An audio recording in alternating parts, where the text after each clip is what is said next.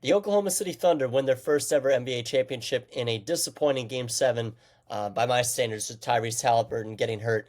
Coy Camiscioli from Philly Sports Talk going to recap the NBA Finals for you, give my thoughts and my final opinions on the series. So it was a really good series, honestly, but it really stinks because Tyrese Haliburton was white hot in this game to start.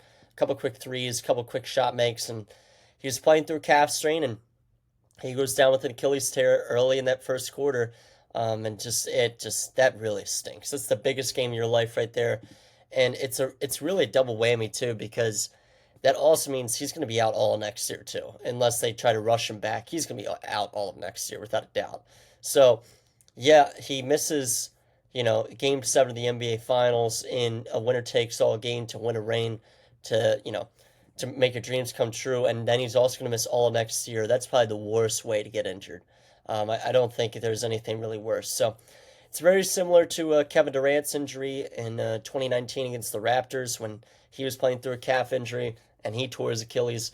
The only difference in that was that the Warriors were down 3-1 in that series, and they definitely could have won if he stayed healthy throughout the rest of the way. But this one was a little bit different because this was Game 7, and I think the Pacers would have won. But that doesn't mean take away anything from the Thunder. It doesn't matter. You're a world champion. There's no asterisk next to it or anything. They stay healthy all year.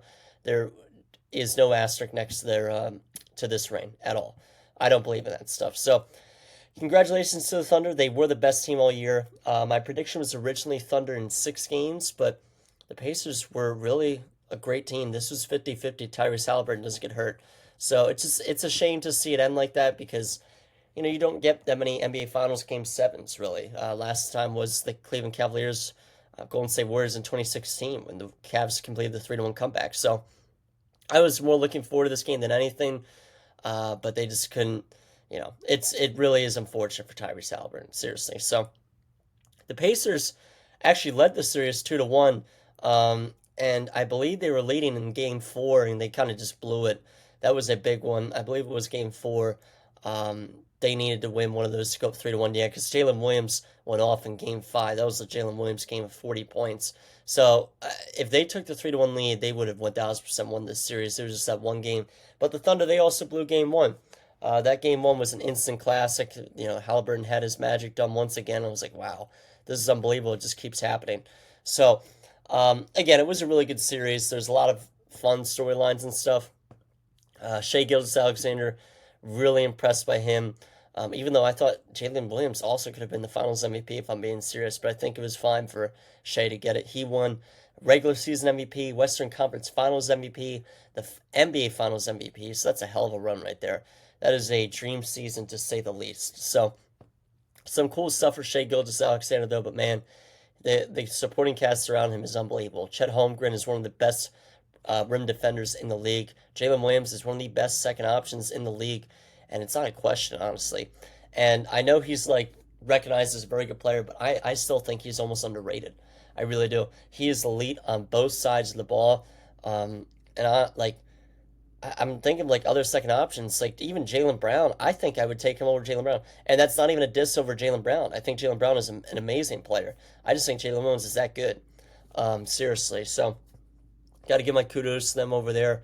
All their role players were just really good throughout the finals. They did a great job of setting screens to get players open for shots, and especially with that twin tower mix of Isaiah Hartenstein and Chet Holmgren. Even though they didn't play them together really, especially late in the series. They kind of subbed them on and off. And when they needed to get some open looks, they would put in Hartenstein to try and get some screens going, which I thought was interesting. But very good schemes by both coaches. I was very impressed by both of them. Rick Carlisle, got to give my credit to him. It's unbelievable coach, honestly. He has one of the heaviest reigns of all time, and with the Mavericks and Dirk Nowitzki over LeBron and the Heat. And this one, honestly, may have even been heavier. No, probably not, but it would have been heavy. Seriously, it would have been probably the two heaviest reigns of all time. So, meaning two toughest reigns of all time. But the only thing I could criticize in this game, and it's really not on him, it's unfortunate. Rick Carlisle likes to let the guys play, especially when there's runs going for the other team, and they could have very well used some timeouts here that I thought Probably should have been called. But again, he goes down without his star player. It's really unfortunate, and not calling timeouts has worked for them all year throughout the playoffs. So he's stuck with his gut, and either way, once Hallie went down, I didn't think they were going to win this anyway. So at halftime, the Pacers were actually leading by 1, and I thought that it could still be close. I was so impressed by what the Pacers were doing. And they only lost by 12 too. They did not quit. But that's third quarter was just bad. Third quarter was really bad. TJ McConnell, they went on a run where with 8 minutes and 32 seconds left in that third quarter, to 7:28 left in the fourth. TJ McConnell was the only Pacers scorer. So it's just dude, that was bad. That was really bad. Siakam scored with 7 minutes and 28 seconds left in the fourth to break that streak, but he needed to get more involved in that stretch of time. There's a lot of turnovers happening. Credit to TJ McConnell, though, because he was actually unbelievable. And honestly, the Pacers won.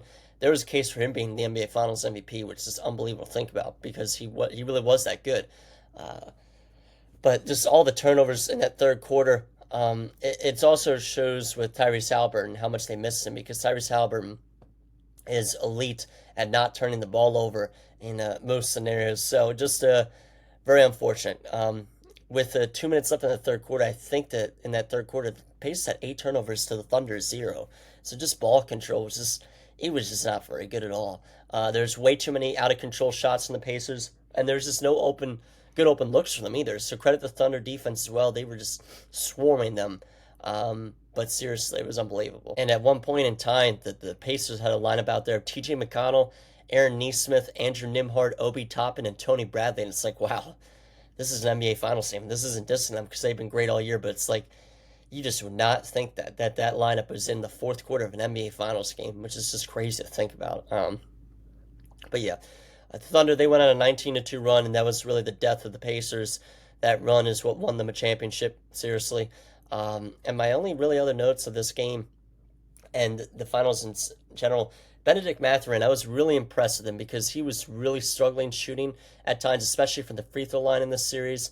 It almost looked like he had the yips, and it was kind of bad to watch. But he had a lot of heart in this game, and he got hot with around 5 minutes left in the fourth and kind of made it a little nerve-wracking in that arena. They got the lead down to 12, and obviously with this Pacers team all year, you never know what was going to happen. So I got to give my credit to him. He showed a lot of grit throughout this game. But yeah, that's what the Pacers team is. TJ McConnell, Benedict Mathurin, all those kinds of guys, Andrew Nembhard, and just to push this Thunder team to 7 games, one of the best teams in NBA history, if you look at it record-wise, winning over 80 games is nothing short of an amazing accomplishment, especially without their star player, because I do think that they would have won if Tyrese Haliburton never goes down. But that's an if, and it doesn't matter. It's over. Some interesting things here. Injuries are awful. I don't want people to perceive this the wrong way. As a Sixers fan, if you're looking at it now, though, with the East, Damian Lillard's going to be out all next year. Jason Tatum is going to be out all next year, and Tyrese Haliburton is going to be out all next year.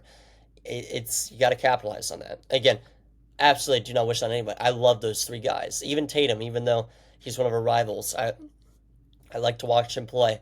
I do not like injuries in the slightest, but when they happen, you need to capitalize, just like the Thunder did. You don't wish them, but when it happens, you got to take care. You got to capitalize off them. So the Sixers, if they can bounce back, that East, as of right now, without any moves being done, looks a little open at the moment. So we'll see what happens. But again, credit the Oklahoma City Thunder winning their first ever championship. I loved the Thunder when I was younger, when they had KD, Westbrook, and all them. So it's cool to see from that standpoint. So just good to see. A good team won. Nobody really lost in the series as a neutral NBA fan. We kind of just want to see the Pacers kind of pull off the impossible. If they won this game without Tyrese Haliburton, honestly, it would have been one of the craziest things I've ever seen. Seriously. So, great stuff. But, yeah, that's going to do it. I'll have a Kevin Durant podcast out because he just got traded. And if anything else, any other news happens, then I'll put that out there for you guys. But, yeah, that's going to do it for now. Thank you guys for listening. Peace.